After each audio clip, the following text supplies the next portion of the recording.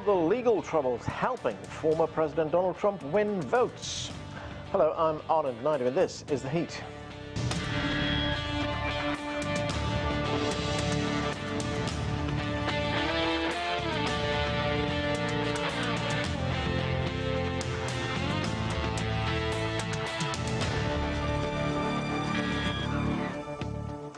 This week, US President Joe Biden issued a challenge to his adversary Donald Trump to debate him.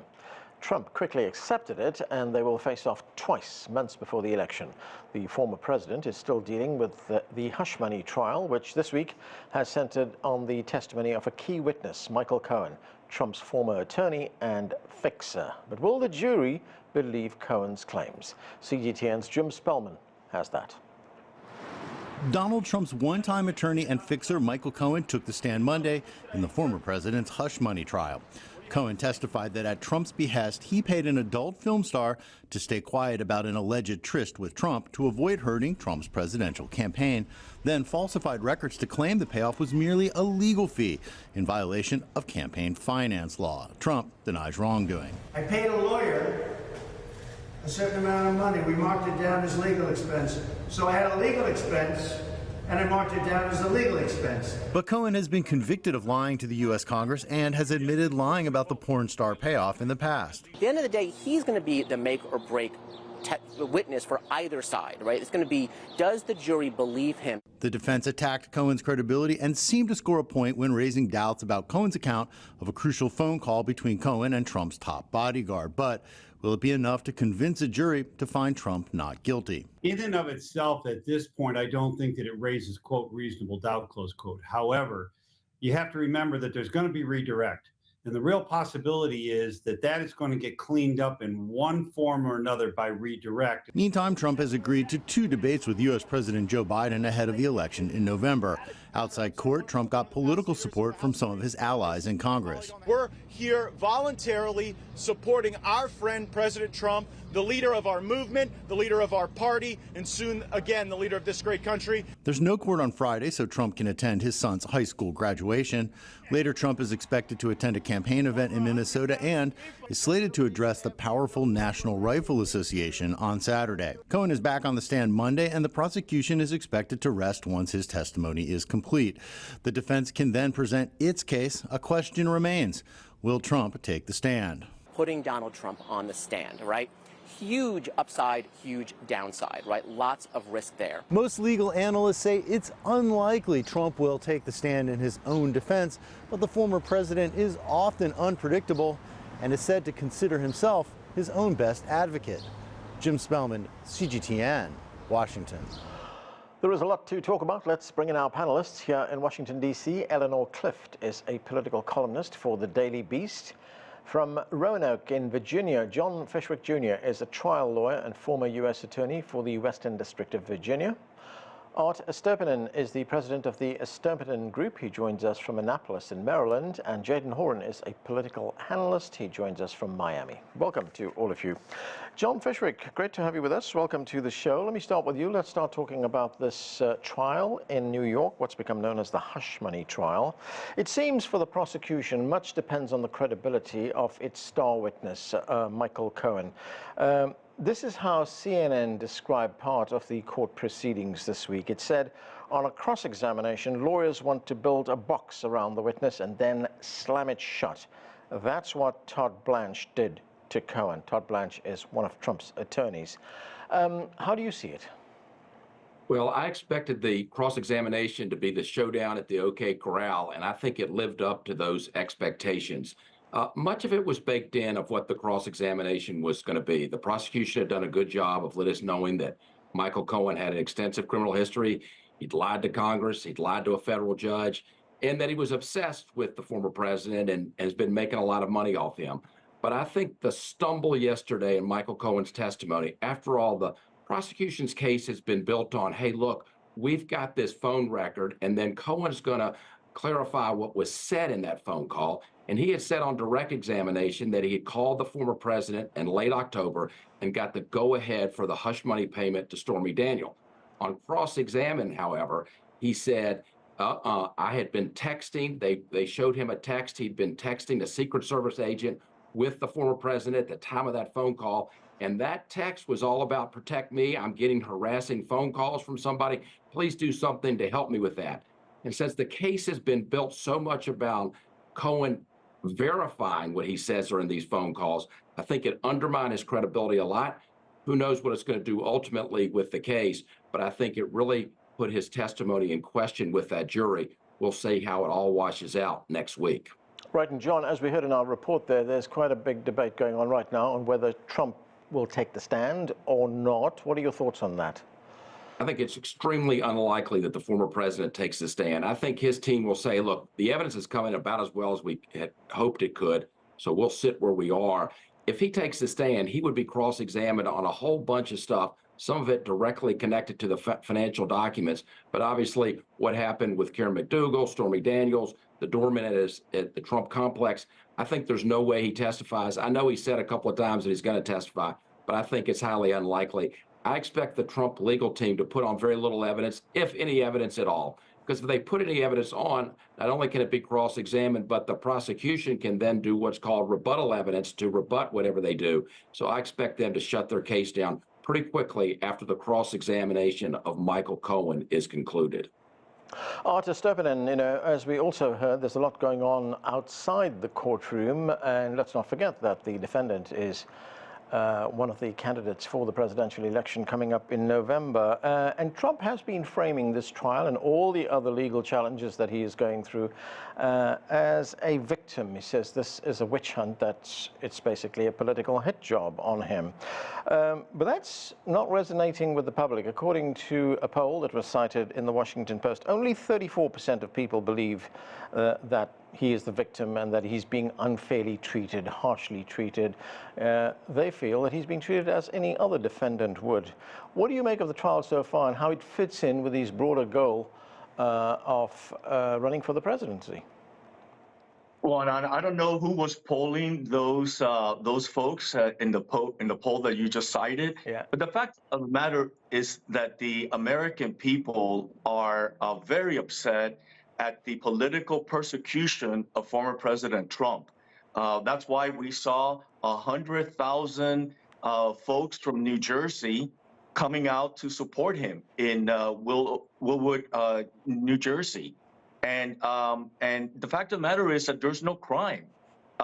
There's no crime. There's no victim in this case. And as my colleague just mentioned, Mr. Cohen has been he's lied under oath to Congress, in courts, and so no one really believes him. And that is why President Trump is leading in all of the polls, yep, because the American people reject this political persecution of President Trump. And can you imagine 100,000 Americans, potential voters, came into one single event in New Jersey, which is a solid blue state. So that tells you, and now polls are indicating that maybe Minnesota, he may have a good chance of winning, in Virginia.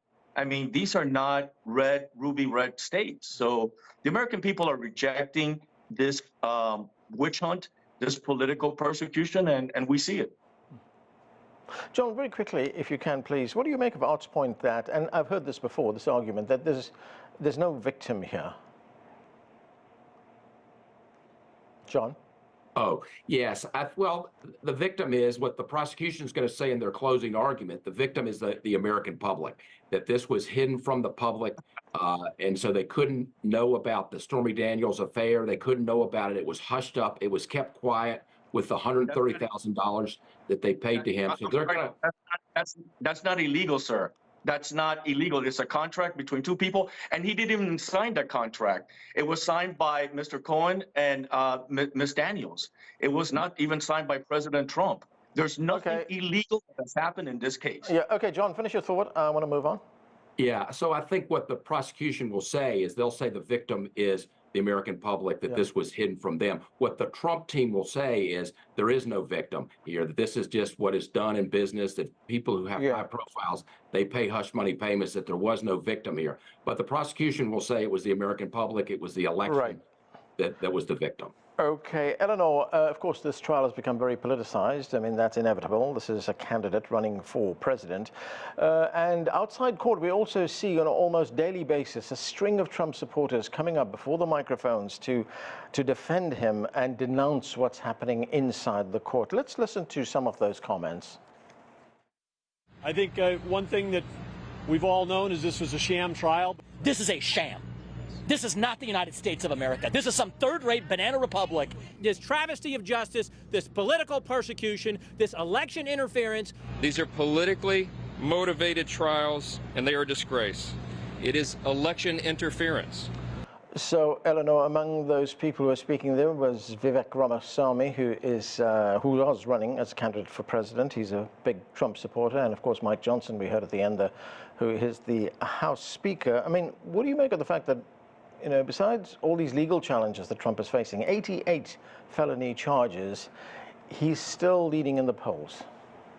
Well, he's the leader of the Republican Party. The Republican Party actually resembles something of a cult in their devotion to Trump, no matter what he's accused of or potentially convicted of. But this is not the majority of the American people. We are in the midst of what will likely be a very close election. The fact that these two candidates will meet in a debate before either of them has been officially made the candidate of their party shows, I think, the eagerness of both candidates to get this election underway. And it was a move by President Biden, who had to do this to go for a debate, an early debate, because the polls seem to be set in cement. And I think the American people really haven't fully engaged the contrast between these two men on style, on policies. There's been a certain refusal to really grasp that the same people who ran against each other 4 years ago are going to compete again, and they're both in their senior years. So there's a lot of dissatisfaction about both candidates. But Donald Trump does have a very organized, ambitious, enthusiastic base, which makes it seem like he's dominating everything. But this is an election that's just beginning now to be engaged between the two candidates, again, on policy and on substance. What happens in that courtroom in New York is a sideshow. That's not going to decide the election, whichever way the decision goes when it's made by a jury of Donald Trump's peers in a trial that was brought by a New York DA on charges that the Justice Department, the federal Justice Department under President Biden, decided not to bring charges. So as much as Trump's acolytes say this is brought by Biden, it's brought by a local New York DA, and it has to do with falsified business records. And that's what the jury is going to be making its decision on. And there's nothing illegal about paying hush money, but it is illegal if you channel that money through your business and take a nice fat tax deduction on it. So that's what we're talking about. It's not trumped up charges. It's very substantially based charges that Michael Cohen is indeed a key witness, but the fact that these charges, this money, was falsified in order to avoid the American people from knowing about it in the weeks before the 2016 election, and that it basically breaking New York financial laws. That's what it's about. And I look forward to the former president could be acquitted. He could have a hung jury. I mean, I really don't know which way the jury will go, but I'm pretty confident that Donald Trump paid the hush money, that he knew that he was funneling through his business, and that he knew exactly what was going on. Right, Jadan, Horyn, Jadan, good to see you. President Biden also had some legal problems. This was about classified documents, and he was investigated. And the transcript from those investigations were not released publicly. And the president this week used executive privilege to prevent that testimony from becoming public. He contends that Republicans will weaponize that testimony and use it against him in their campaign ads, use it in their election strategy. Do you buy that? I think what a ludicrous argument to hide behind executive privilege. I think what this does show, though, is that as damning as the transcript is for President Biden, and we know that from the results in the polls, we know that from the response from the Biden White House to essentially being called a senile old man, that the audio from it would obviously be that much more. So, of course, politically speaking, I don't blame them for seeking to squash it under executive privilege, though I have to say that, again, the American people will look at this and say, what is there to hide? You were already essentially not exonerated, but you were essentially given a pass on this issue. So what is the fear of weaponization? We already know what the end result is here. At the same time, pundits will seize upon it on the right and the left as an example either of a double standard by the Biden administration, or, of course, that it is perfectly fitting for the president to exercise executive privilege. Certainly every president has done that, before that. But again, in this heightened election season, knowing what this topic is about, the audio likely does not paint the president in a current light, in a good light. And that is why they're using executive privilege on it. Right. John Fishwick, the U.S. Attorney General Merrick Garland, he also made the case that those recordings should not be made public because then it would deter other officials in other investigations from giving this kind of testimony. Members of Congress, by the way, have already seen the testimony, but should it be made public? Absolutely, it should be made public. That's what transparency is all about. These interviews were with Robert Hur, the appointed special counsel. His report was made completely public. The Biden administration didn't say we're claiming executive privilege on anything that he released in the report. They didn't claim executive privilege when the transcripts were released. And so the audios, they may be embarrassing. I'm sure the Republicans want to take full advantage of those. But Hur's report said the former president's memory and how he answered the questions was in question. The public should see those audios or hear those audios. And executive privilege is weak here. Executive privilege is when, the president gets advice from his chief of staff to do something and it's confidential. This was just an interview with his lawyer present, with the lawyers for the special counsel. There's no executive privilege here. They should release the audios. Let the public hear them. Eleanor, one of the arguments we hear very often from Republicans is that both President Biden as well as former President Donald Trump took classified documents out of their offices and took them home. But, why was Trump charged and not Biden? Well, because Biden immediately went through his files and agreed that, yes, he had things that he shouldn't have and quickly turned them back, whereas Trump refused to return articles and classified documents that are the rightful belongings of the federal government, and he continues to withhold some of it. And as you can see from the picture on the screen, they were not held in a secure place.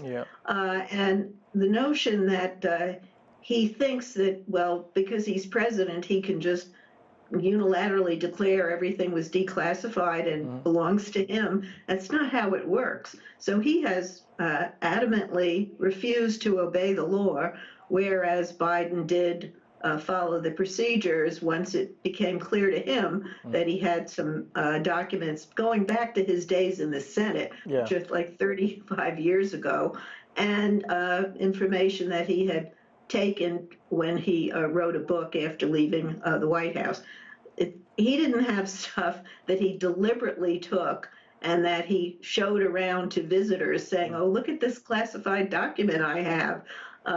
So it's, the two cases are extremely different.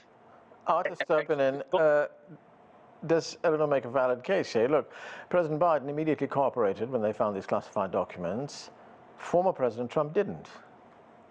He stole, Anand, he stole those documents. He was not president of the United States when he stole the secret classified material. He was a U.S. senator and he was vice president.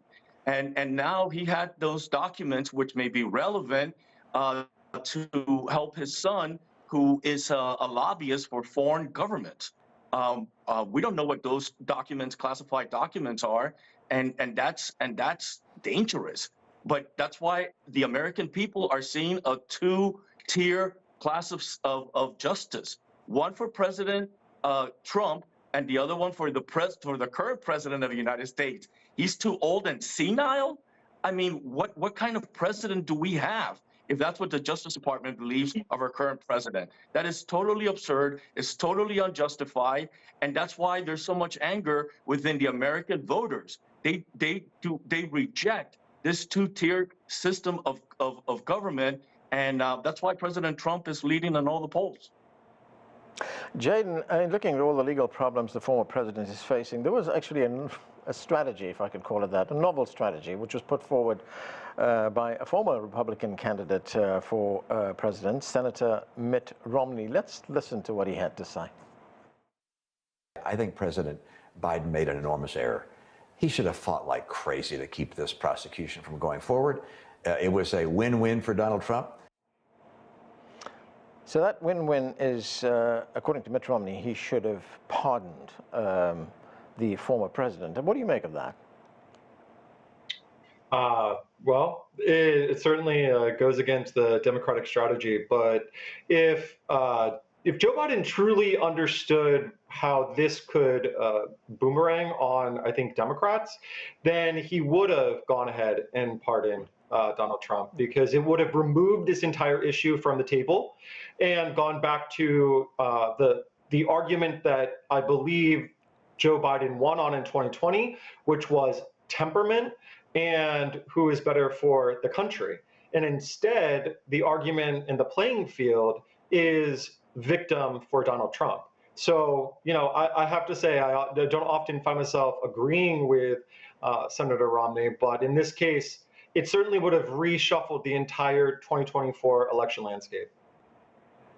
John Fishwick, are there legal implications in this? I mean, doesn't that kind of suggestion, which is what it was, actually undermine the separation of powers provisions which are found in the Constitution, where a president is doing something to help him politically? Well, those are interesting questions. I think, though, the politics of it it depends on, I guess, which side you're on. I mean, Biden's son, Hunter Biden, is set to go to trial early next month in Delaware, you know, for federal charges by his father's Department of Justice. And Senator Menendez, a Democratic senator from New Jersey, is going to trial as we speak. So the politics kind of break both ways. I think for the Trump case, I mean, the classified documents, to his great benefit, is that case is completely stalled. It's not going to be tried this year. Judge Cannon has kind of put everything on hold. So I think the politics kind of break both ways. Both sides are going to say what they're going to say. I think I think Eleanor Clift, though, did identify how the public sees it, and I think as her report sees it. I mean, he's a Republican, and he came to the conclusion that Biden's situation was different from the Trump situation. Eleanor, I've got a few minutes left. I want to talk about that other big announcement this week, and that is that both candidates have agreed to debate. There will be two presidential debates, one in June, one in September. They will not be organized by the Commission on Presidential Debates. These will be organized by two big television networks, CNN and ABC News. How important are these debates going to be for these two candidates? As you pointed out earlier on, they're pretty close to each other in the polls. Right. I mean, I think there'll be a hinge and offer a moment that could reset the election one way or the other. I mean, maybe they will continue in the same stalemate they're in now. Maybe one or the other candidate will get a boost. I must say, Trump saying that President Biden can't put two sentences together, and this guest panelist tonight suggesting Biden is a senile old man. that is setting some very low expectations. And that's exactly what any candidate would like going into a high-stakes debate confrontation. So I think Democrats expect that President Biden will rise to the moment, as he did with the State of the Union address. And I have no idea how Donald Trump will react. The conditions will be very different. He won't. It will be in a television studio. He won't have his rally there to boost him. And I think the control of the mics will be pretty stringent, so that he won't be able to interrupt constantly. And it's a good contrast for the American people to evaluate these two men on their policies and what they would do with a term in the White House. I think it's a very important moment. Okay, Estopinan, as you pointed out earlier on, the polls are not very good for President Biden right now. He's trailing former President Trump, especially in key swing states. So do you think these debates could change the minds of people, or are their choices pretty much baked in at this stage? Well, as you know, Anand, I think that this election is going to be one based on a very narrow group of independent voters, maybe women, that could tilt one way or another the elections, because most Americans, I think, have made up their minds, especially those that are upset with the invasion that we've seen of close to 10 million illegal immigrants coming in through our border. Some of them terrorists, drug, narco traffickers, rapists, and it's been horrible. The crime that is going on in major democratic cities throughout our country, totally out of control. So let's see what happens this summer. But I believe that most Americans have decided that they want to change. And they look at that change to President Trump and the Republicans. Okay, Jadan, very quickly, I've only got about 20 seconds. What do you think is going to happen after those debates? I think if there are no unforced errors, then the debates will solidify where people feel on both candidates. But I really think they're going to look at who Trump picks for VP. And the second debate will really be, I think, where the fire is. Okay, and that is where we have to leave it. Thank you to all of you for being with us.